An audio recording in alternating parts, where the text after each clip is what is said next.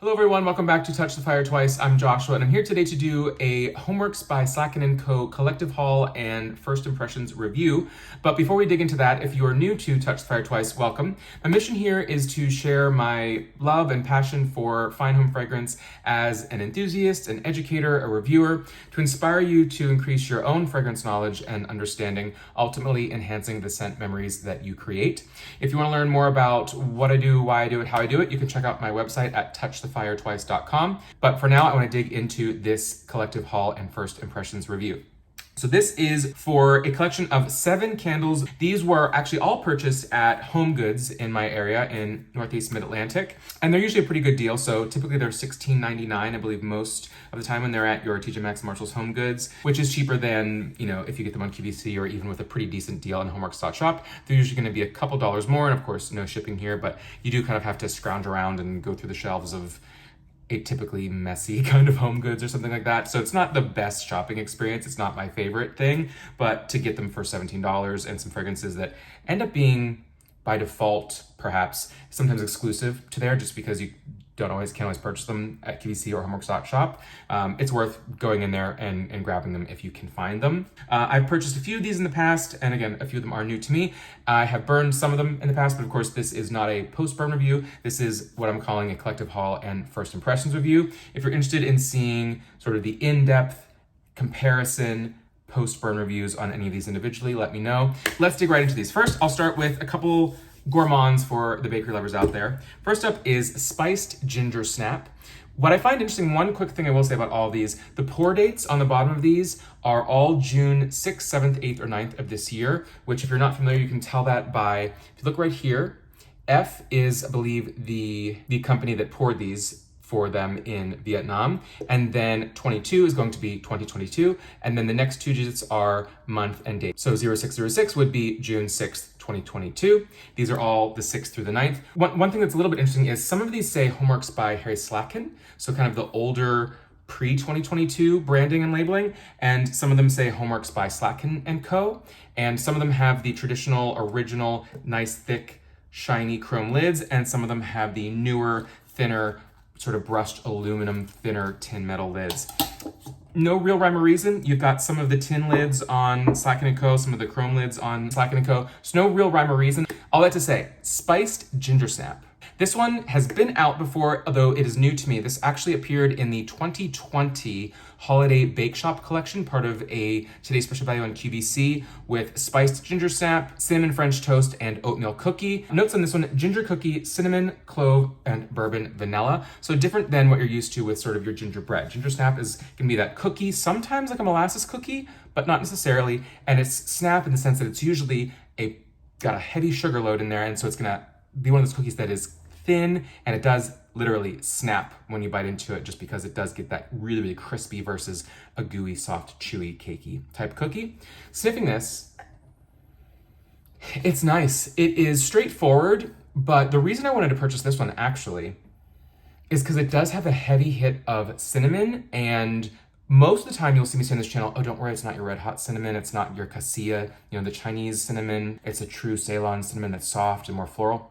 No, this one is sort of your red hot cinnamon. So for those folks who don't want that red hot spicy cinnamon, this would not be for you because this does have that sort of cinnamon in it, which I think for a spiced gingersnap is okay because it's gonna be a little bit hotter. A spiced gingersnap sometimes will have, a little bit of black pepper in it, or the ginger can actually be just a little bit of a bite or pepperiness or spice. And there's a background of sort of a softness that almost seems like, again, they're only giving us ginger cookie. So it's funny, spiced gingersnap, and one of the notes is spiced gingersnap, essentially ginger cookie, and then cinnamon, clove, and bourbon vanilla. So a nice quality vanilla and clove. I get some clove, so again, that red hot sort of cassia cinnamon, a bit of a clove, but it's a bit of a softer clove. It's not one of those really overwhelming sharp cloves. It's a bit softer, which is nice compared to that spicier cinnamon. I wish there were more ginger in here because I don't get much in the way of ginger. There's the ginger cookie, but I wouldn't mind if it was like a crystallized ginger, maybe even some molasses. So this is like 2/3 of the way there for me of what I ultimately would love a Gingersnap cookie to be. But it's more than just a cinnamon candle. It's gourmand, the bakery side to this with that cookie itself. And it reminds me just a little bit of, there was a test scent, Slatkin & Co. 2012 autumn collection, when there was chocolate bacon cupcake and roasted pumpkin butter and blueberry pumpkin patch that had farm apple cookie. This is not farm apple cookie, but there's something in this that is reminiscent, if anyone out there remembers that one or smelled that one, where it's a soft, spiced cookie. There's a soft authenticity to it that I really enjoy. On first sniff, you might be like, oh, that's cinnamon, this is a cinnamon cookie, but it doesn't lean snickerdoodle, which I actually have coming. I did order that from HomeWorx.shop because I wanted to see, it's one of my favorite cookies and I wanted to see if that was authentic. So again, though this does have a heavy hit of cinnamon, if that's not all it has, it's got a really healthy dose of the cookie note in there, and Slatkin is known for being able to really land gourmands very well. So I'm enjoying that on first impression. Then let's keep it going in the gourmand area and go to Vanilla Spice and Everything Nice. I really like that label. Photorealistic labels are, Slatkin & Co. was known for that years ago. I love when they do that now. You can see here you have basically probably the true vanilla orchid, which is, what your vanilla seeds are from the pod of a vanilla orchid flower. And you've got that cassia, that's the sort of that Chinese cinnamon. You got some star anise in there. And then what looks like maybe some whole cloves as well. It really could be a year-round sort of kitchen spice scent based on this. It's not leaning or screaming holiday. Now, I will say, this was a little confusing for me because many folks will remember the Holiday Celebrations 2018 collection that came out. It was, I believe, in duos, and there were 4 fragrances. You could either get Over the River and Through the Woods, Vanilla Spice and Everything Nice, Partridge in a Pear Tree, and then finally A Trip Down Peppermint Lane. The only one I purchased at the time was Over the River and Through the Woods, which I really enjoyed, which then came back, I want to say it was last year and maybe this year as well, as Spiced Balsam. One small change to the notes, but very much the same scent. Really like that one, sort of a gourmand, not baked good, but an elevated true fine fragrance gourmand with a bit of that spruce or balsam in there, some sugared cloves, some nutmeg, cinnamon. Really, really nice. Enjoy that one a lot. Burned it last year, we'll burn it this year, love it. And then of course Partridge in a Pear Tree came back this summer as Christmas in July. That huge launch that HomeWorx did as the Today's Special Value. And then A Trip Down Peppermint Lane, I don't think it's returned since then, unless it was a different name, but I think it was a fairly straightforward peppermint vanilla, sort of your candy cane scent. And Vanilla Spice and Everything Nice, I believe, may have come back one other time before this. But when I smelled this in the store, I actually thought that it was just another name for Spiced Balsam. Well, clearly this must be different than Over the River, Through the Woods, and Spiced Balsam. But what's so weird is when I smell them, they are 1 or 2 notes different. Because I do have a Spiced Balsam actually here that I purchased last year. And I actually have one of my original Over the River and Through the Woods. And the notes are so similar. So the notes on Vanilla Spice and Everything Nice are vanilla bean, allspice, clove, and sweet apple. The notes on your Spiced Balsam and your Over the River and Through the Woods they changed a little bit when it was repackaged, but originally blue spruce, sugared clove, nutmeg, vanilla bean. Then is Spiced Balsam, fresh balsam, sugared clove, grated nutmeg, and cinnamon stick. So you can see allspice, clove, vanilla bean, like they're so similar. This one mentions apple, the others mention spruce or balsam, which oftentimes can be interchangeable because there's likely a little bit of all of that in there. But it continues to really make me question myself, because it's almost as if the Spiced Balsam is Vanilla Spice and Everything Nice with the spruce or balsam added to it. I don't really get an apple when I smell this. It really is a gourmand, again, not really foodie or bakery, but a gourmand when it comes to the spices. And when something says that it's sugared, it often means that gourmand, like a sugared clove. It's not just clove and sugar, but it's sort of a fine fragrance twist on a spice where it just adds an additional layer. Think of, your pink sugars and things like that. It doesn't always mean sugar, it just means a sweetness that could be coming from some resin that adds sweetness. So this one's a weird one to me. I purchased 2 of them because I really, really like it. I truly don't get any apple in this, which I wouldn't have minded, or sort of a roasted apple, perhaps almost like an applesauce, like really a mulled apple. I don't think that's what I get in this, because it's not cidery and it's not fresh apple at all, but sort of a little bit of, I suppose, a warmth, like almost like a cooked fruit, I guess. But primarily you're getting that really rich vanilla, almost a little bit of an earthy tonka to it, and just beautiful baking spices. And I still feel like there's a little bit of something resinous or pine in here. It could just be like sort of sap as opposed to spruce or balsam, like a bit of a sugared sap almost. Hard to say.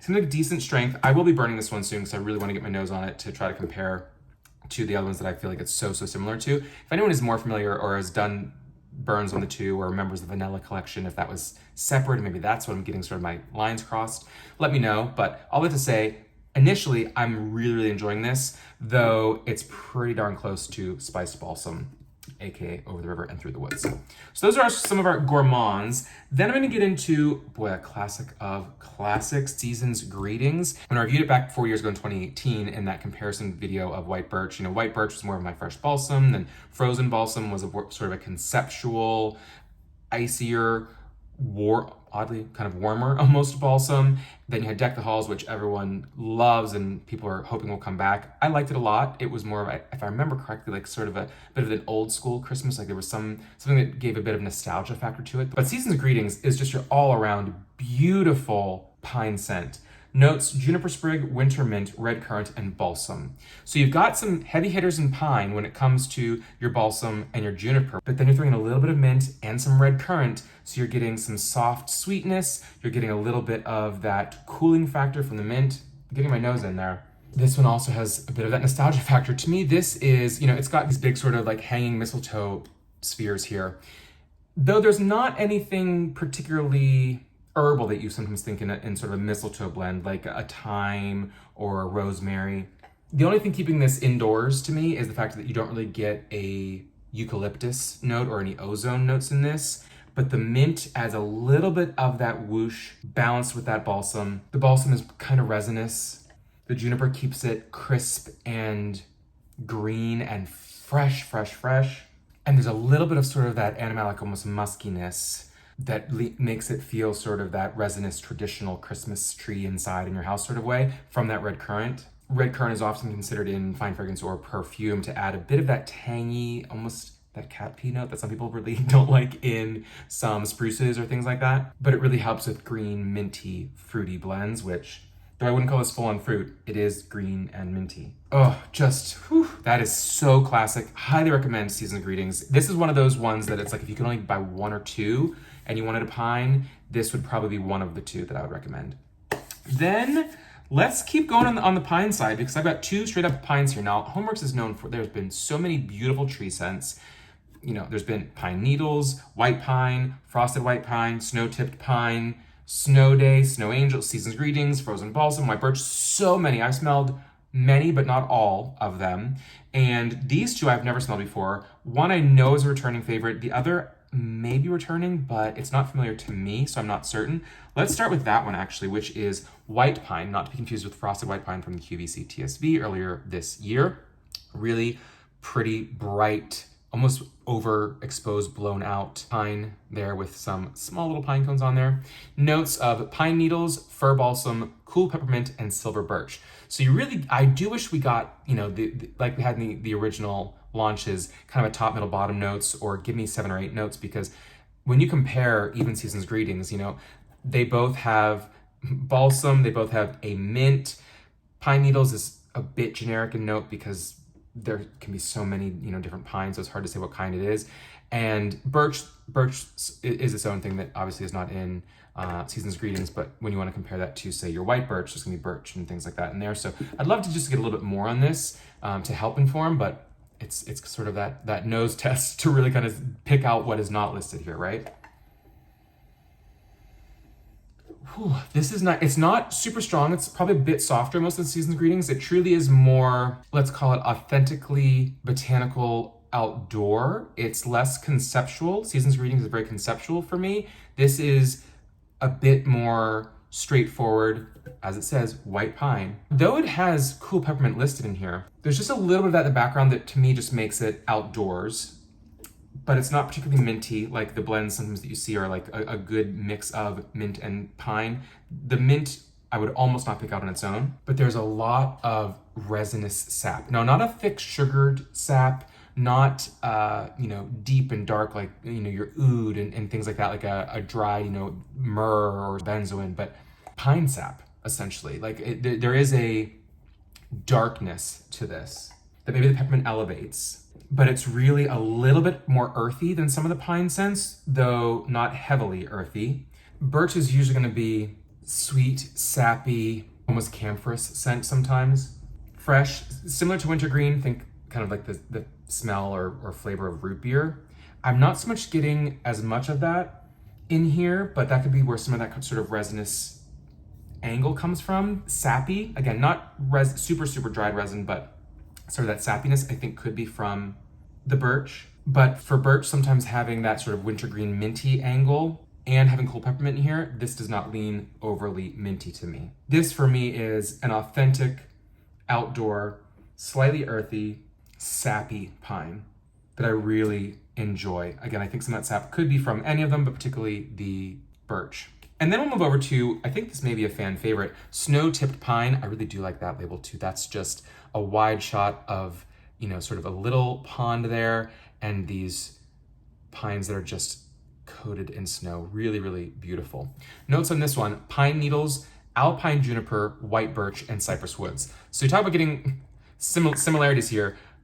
And these two here, you have literally two of almost the same notes. So you've got pine needles across both, silver birch here, white birch here. I'm gonna do a little more research to understand what the differences and nuances are between a silver birch and a white birch. It could be one of those things where they're almost the exact same, it's just a different descriptor. So I'll have to work to understand that more. But then you've got where this one has your balsam, this one has alpine juniper, and then cypress woods. Oh man, I love how different they are. It's funny, in the store I thought I liked snow-tipped pine better, but boy, this white pine is giving it a run for its money.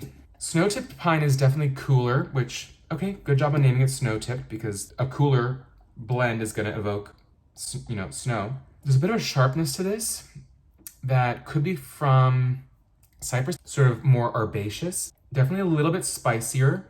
Yeah, I think that is probably coming from the cypress, a bit of that herbaceous. So almost towards herbs.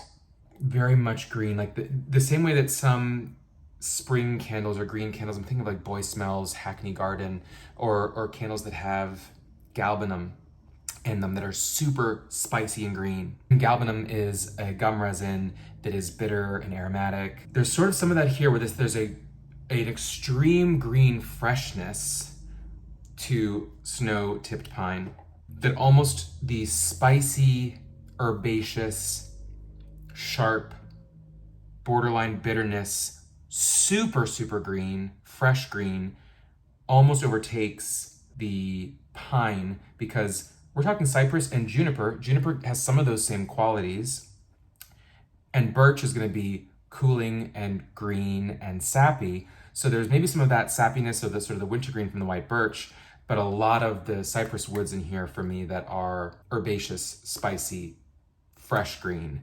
So this is a non-traditional, when you're thinking of your balsams, your spruce, your firs, this is the most different from those, in my opinion, when it comes to non-conceptual. Non-conceptual meaning it's not that beautiful blend of a little bit of a citrus, a little bit of a pine, a little bit of a mint, a little bit of a currant, a little bit of an herb, when you think of your mistletoe magic or your season's greetings, or maybe even your deck the halls, if memory serves me. But these two are more authentic pines in the wild. But yeah, this is sharp. This is certainly for the tree lovers who want something different, green, non-traditional, and you're gonna get something a little bit more out of left field with that cypress and juniper. Really nice, with white pine being a bit more traditional, what people think of when they think of pine or evergreens or holiday Christmas trees, etc. Then we've got two more to go through. So let's start with a new to me, though not new to many, Candy Cane Martini. Though it's Martini, I mean, you figure if you're gonna have a candy cane martini, it's gonna be sweet and vanilla and pepperminty and probably some vodka that doesn't really add a flavor to it, just gives you a good feeling. And notes on this one: sweet peppermint, frozen vanilla, candy cane swirl, and vanilla orchid. Some of these notes are more evocative of the mood, the vibe, not even necessarily an accord. Like candy cane swirl to me is the same as sweet peppermint, or frozen vanilla and sweet peppermint are a candy cane swirl, sort of. So you're really just getting variations on mint and vanilla, though they're throwing in one is frozen, or you've got some orchid, or you've got the sweetness of the peppermint, so you're not thinking a sharp peppermint.